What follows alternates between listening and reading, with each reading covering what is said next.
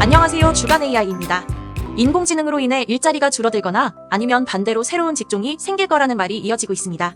그런데 그중 유독 게임 분야가 눈에 띕니다. 이 분야는 긍정적인 전망이 거의 없습니다.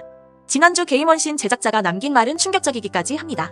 그리고 게임 제작용 생성 AI 도구도 많이 등장하고 있습니다. 구글은 게임돔을 실시간 생성하는 모델을 공개하기도 했습니다. 글로벌 주요 게임사들은 이미 지난해 초부터 제작에 생성 AI를 도입하겠다고 밝힌 바 있습니다. 이처럼 게임은 생성 AI 도입으로 가장 큰 영향을 받을 분야로 꼽힙니다. 많은 산업 분야 중 유독 게임에서 이런 말이 많이 나오는 이유는 무엇일까요? 이는 블리자드 부사장 출신인 조슈아 루 앤드리슨 호로비츠 파트너의 최근 테크크런치 인터뷰가 잘 설명해줍니다. 내가 블리자드와 작업한 마지막 게임은 출시하는데 6년이 걸렸고 예산이 2억 5천만 달러였습니다. 하지만 그런 종류의 게임을 예산의 10분의 1과 인력의 10분의 1로 만들 수 있다면 얼마나 좋을까요? 게임은 제작 기간이 가장 긴 콘텐츠 중 하나입니다. 그리고 이에 따른 인건비도 만만치 않습니다. 영화와 비교하면 쉽게 이해가 갑니다. 영화처럼 슈퍼스타가 출연하는 것도 아니고 대단한 장비를 사용하는 것도 아니며 해외 로켓 같은 고비용 작업이 필요한 것도 아닙니다. 그런데도 비용은 만만치 않습니다. 이는 어지간한 영화 제작 기간의 몇 배나 시간이 소요되기 때문입니다. 특히 그래픽 작업이 차지하는 비중이 큽니다. 실제 게임을 제작해본 경험이 있는 관계자들은 물리적으로 소요되는 시간 때문에 골머리를 앓은 경험이 있다고 털어놓습니다. 특히 개발자들이 물리적으로 일정을 맞추지 못한다고 선언하면 다른 파트들은 손을 놓고 기다릴 수밖에 없습니다. 이는 전체적인 비용 급증으로 이어집니다.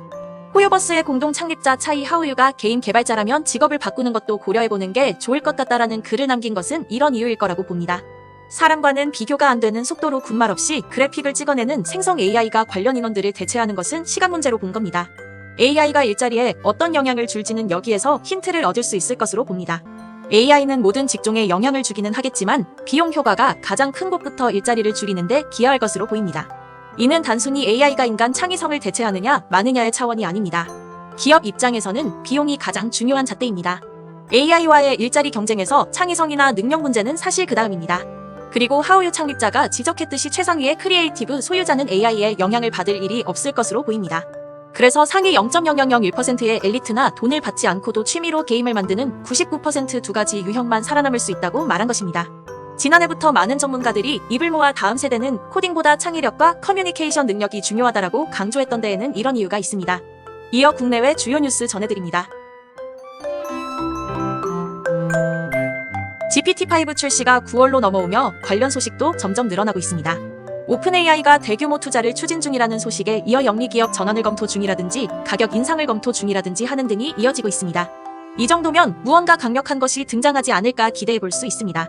국내에서도 본격적인 AI 검색 경쟁이 시작될 것으로 보입니다. SKT는 퍼플렉시티를 앞세워 AI 검색 차별화에 나섰습니다. 여기에 네이버와 리튼도 AI 검색을 강화하고 있습니다. 여기에는 AI 음성 챗봇 업그레이드도 포함되어 있습니다. 과연 AI 검색이 B2C 킬러 서비스가 될 수 있을까요? AI의 위험 가운데 최근 인간과의 상호작용에 초점을 맞춘 경고가 늘어나고 있습니다. 챗봇 의존도가 높아지거나 사람이 설득될 수 있다는 말입니다. 하라리는 이 문제로 민주주의가 위협당할 수 있다고 봤습니다. 터미네이터식 종말론보다는 훨씬 현실적인 지적입니다. 지금까지 주간 AI였습니다.